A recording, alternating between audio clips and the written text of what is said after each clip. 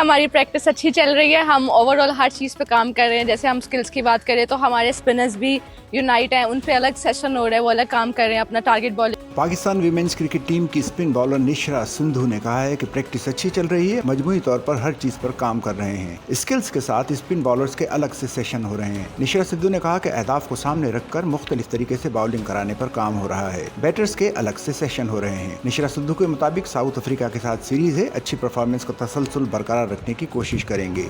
South Africa के खिलाफ अच्छे मैचेस होंगे। उन्होंने कहा कि साउथ अफ्रीका के खिलाफ होम कंडीशन का फायदा श्रीलंका में वर्ल्ड कप में होगा। निशरा सिंधु ने कहा कि श्रीलंका में अच्छा परफॉर्म करेंगे। श्रीलंका की पिचेस पर बॉल टर्न होता है, अच्छी बॉलिंग और प्लान को फॉलो करेंगे। उन्होंने कहा कि साउथ अफ्रीका सीरीज का कॉन्फिडेंस वर्ल्ड कप में बहुत फायदा देगा।